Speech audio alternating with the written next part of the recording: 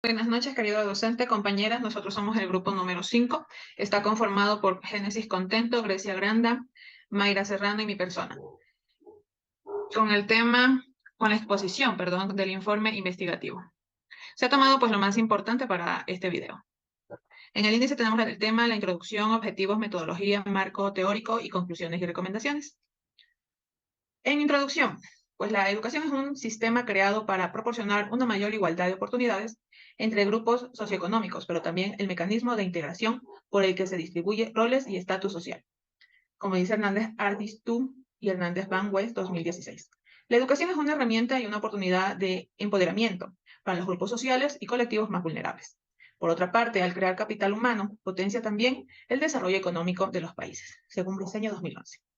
Pero todos estos conceptos deben ser puestos en práctica con la educación inclusiva vivencial palpable, es decir, que cuando exista un aprendizaje significativo, también exista un sentimiento de pertenencia por parte del estudiante, sea este con necesidades educativas especiales, con o sin discapacidad. En los objetivos tenemos el general, que es identificar los orígenes o antecedentes de jurídicos de la educación inclusiva y su estatus actual. Por otro lado, en el específico tenemos recolectar información de fuentes bibliográficas con sustentos confiables y claras. Elaborar un informe con toda la información recolectada para en la conclusión concluir con nuestro informe.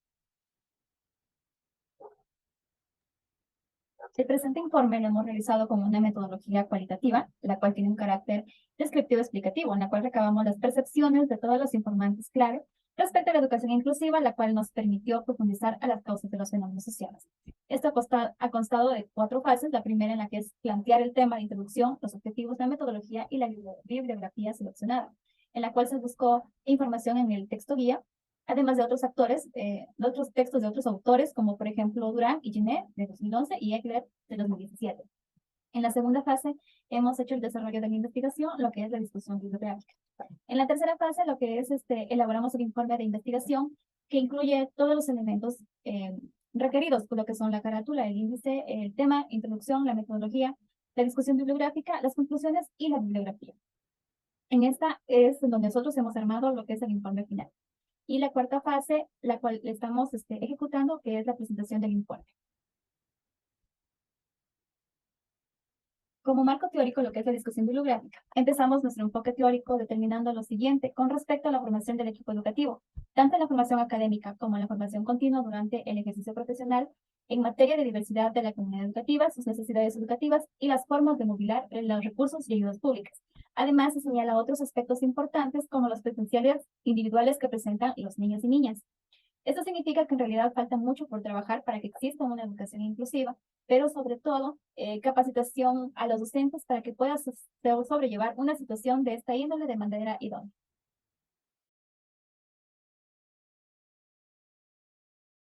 Bien, también tenemos lo que es la reseña histórica.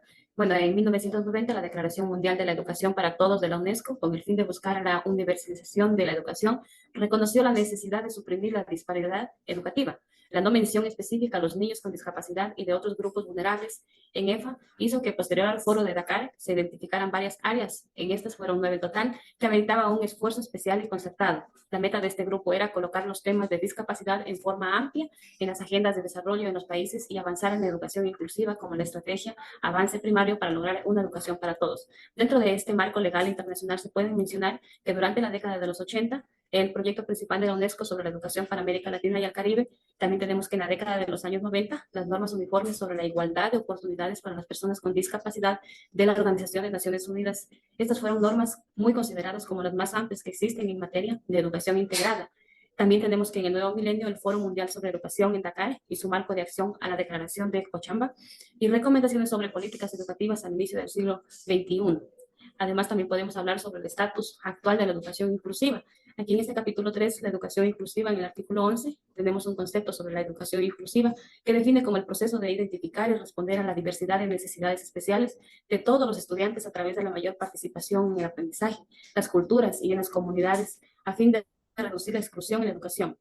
Tenemos algunos artículos también y acuerdos del Ministerio o del Mineduc, que donde los artículos 26 y 27 de la Constitución de la República del Ecuador establecen que la educación es un derecho de las personas y un deber ineludible e indiscutible del Estado, que constituye un área prioritaria de la política pública.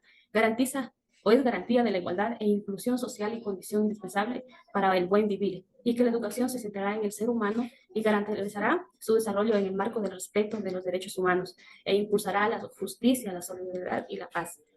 También tenemos en el artículo 28 de la Ley Orgánica de Discapacidades, señala que la Autoridad Educativa Nacional implementará las medidas pertinentes para promover la inclusión de estudiantes con necesidades educativas especiales que requieren apoyos tecnológicos y humanos, tales como personas especializadas temporal o permanente, y adaptaciones curriculares y de accesibilidad física, comunicacional y espacios de aprendizaje en un establecimiento de educación escolarizada. Continuando con la exposición, vamos a dar las conclusiones y recomendaciones.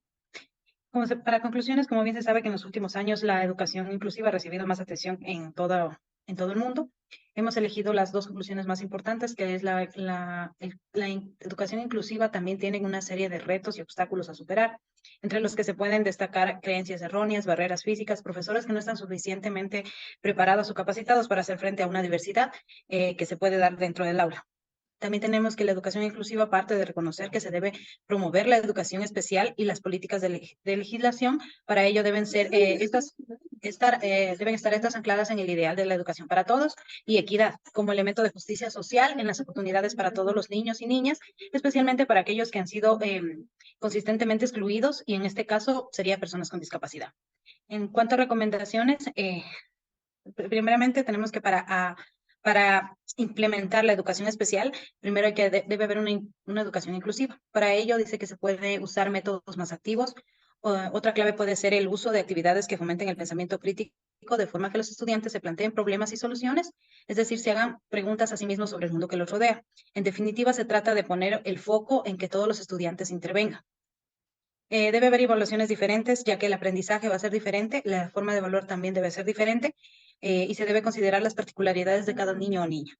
La aplicación de la teoría de las inteligencias múltiples de Howard Gardner nos sostiene que ningún tipo de inteligencia es único, que todos tenemos, hay varios tipos de inteligencia.